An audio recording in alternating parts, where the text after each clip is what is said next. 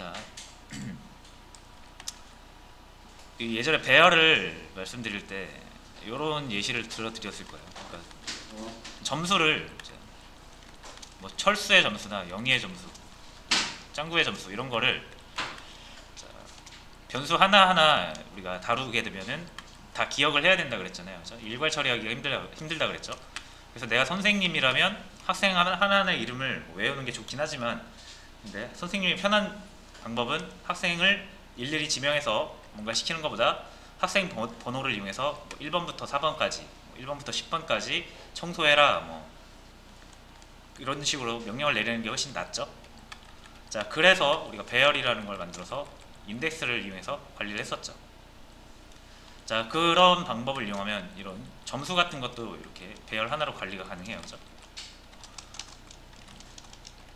성적, 스코어스. 자, 이런 거 만들어서 이렇게 하면은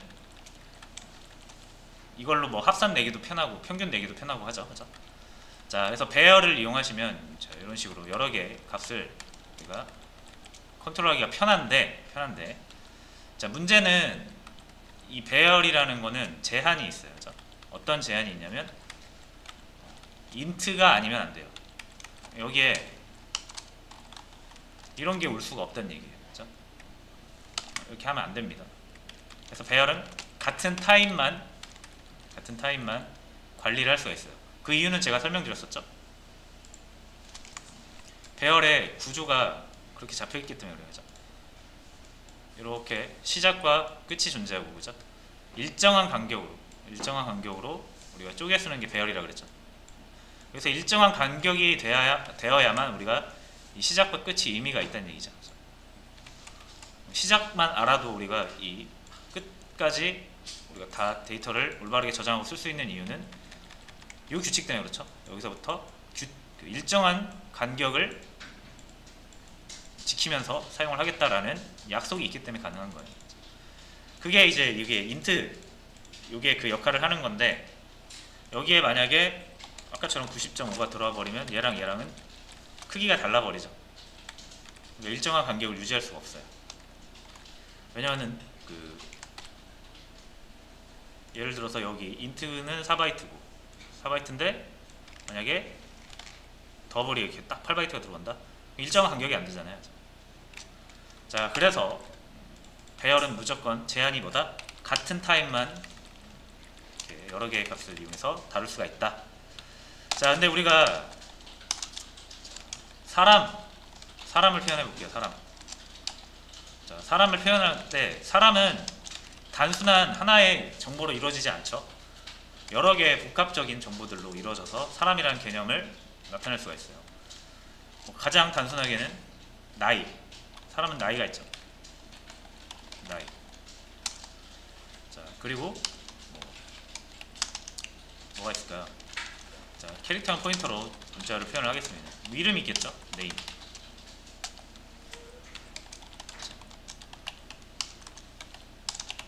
그리고 주소가 있겠죠.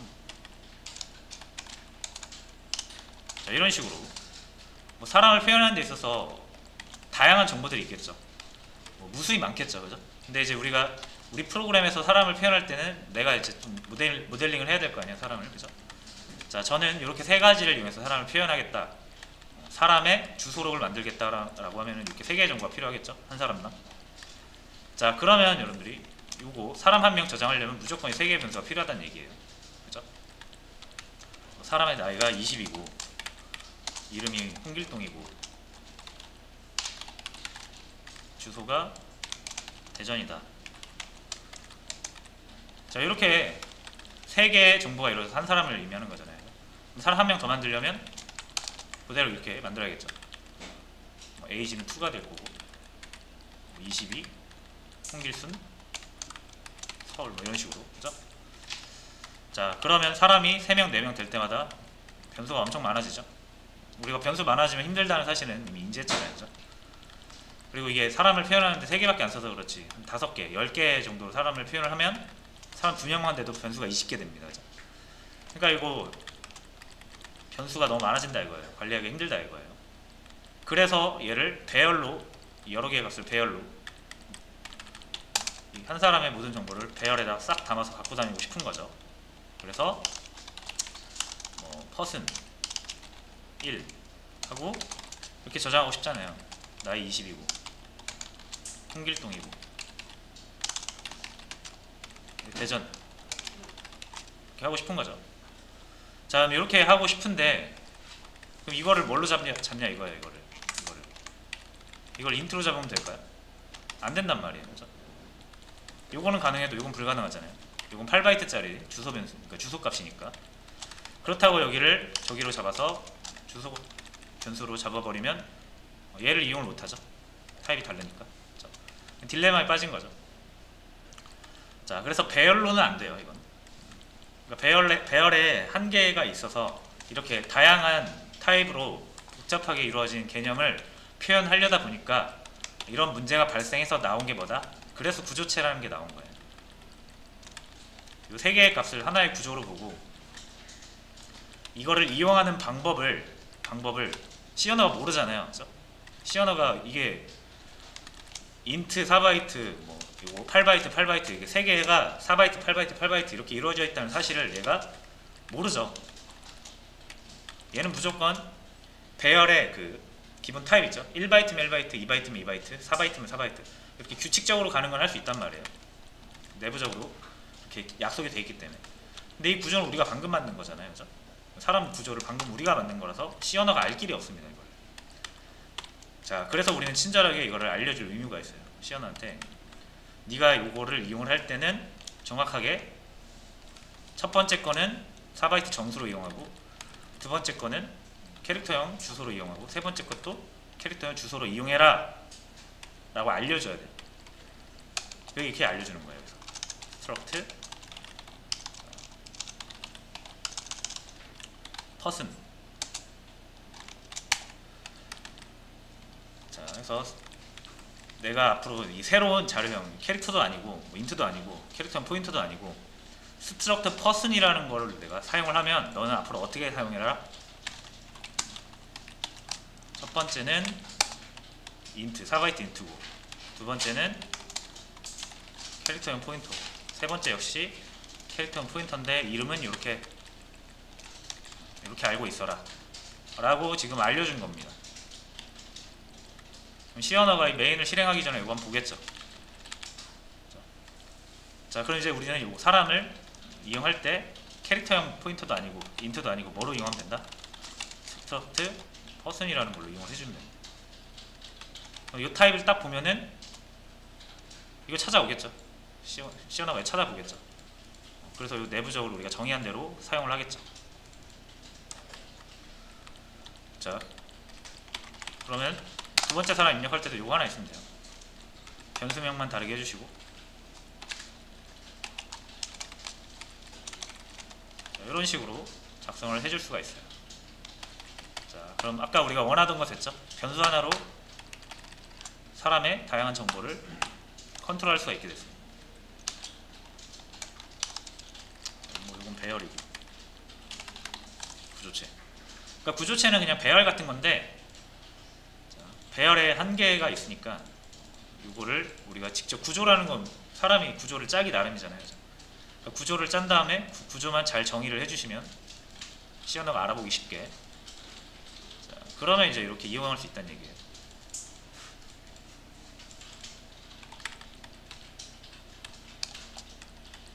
자, 그럼 이제 이용을 해봐야겠죠.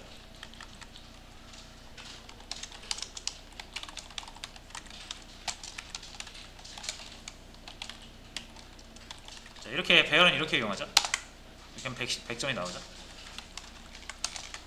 자, 구조체는 여기 우리가 이 값을 저장할 수 있는 변수들을 따로 여기 안에다가 마련을 해놨잖아요. 그죠?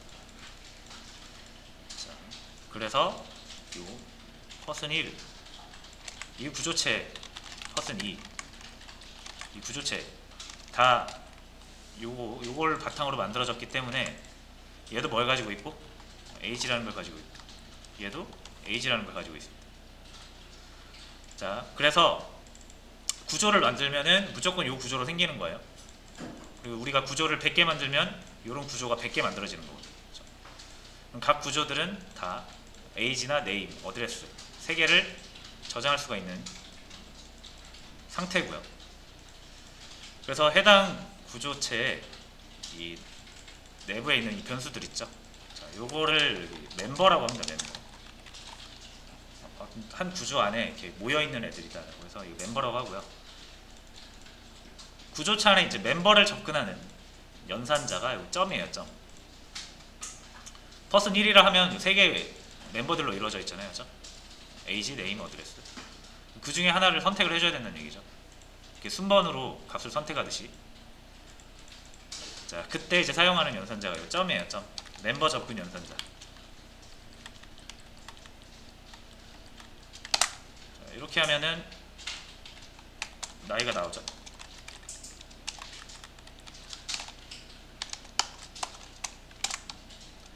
요거는 이제 홍길동의 나이고, 홍길순의 나이고. 이름을 출력하고 싶으면 name. name은 주소잖아요. 그죠?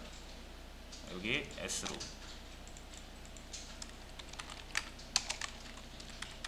to의 name. 이런 식으로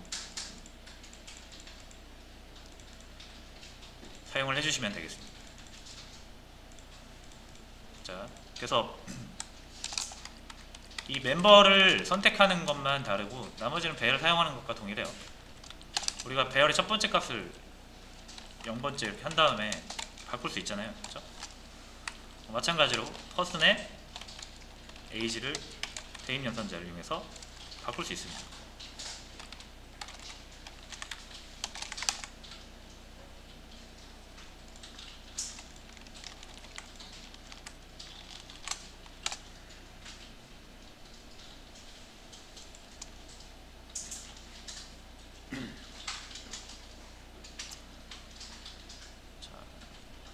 다시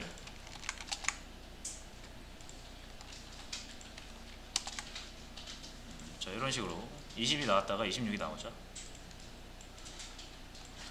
대강 이렇게 사용을 하시면 돼요. C 언어가 사용할 수 있게끔 정의를 해주셔야 되고, 이런 구조체가 있다. 그러니까 요거 스트럭트 퍼슨을 발견하면 이렇게 사용해라 라고 알려주고요. 실제로 필요한 부분에서 이 타입을 int도 아니고 캐릭터도 아니죠. 섞여 있으니까 그냥 스트럭트 퍼슨이라는 구조로 우리가 다루는 겁니다.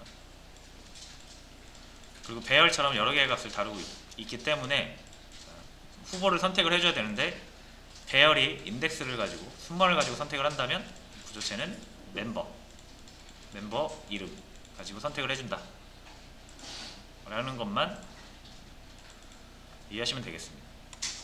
한번 연습해 볼게요. 구조체 한번 만들어 보세요. 일단